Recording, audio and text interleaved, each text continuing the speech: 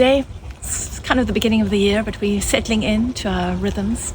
And I thought it's maybe convenient for you to know how I address the planning.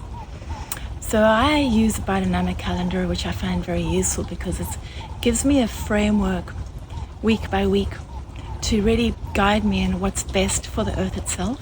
So let me just show you here. If this is the earth's surface, the moon has a slight ascension and descension through the monthly cycle. We are today over here, where it's still busy rising up, and in this ascension, the earth's surface forces are being pulled up. And so this is a really excellent time to do seed sowing. The new moon is on the 10th, it's about a week's time. So any time before that is also really conducive to sowing seed.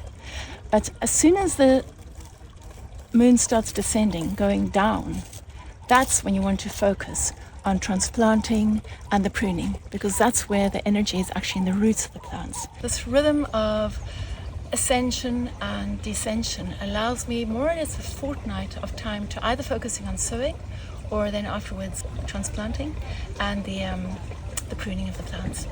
And this really helps to keep me into rhythm. So I hope this assists you as well.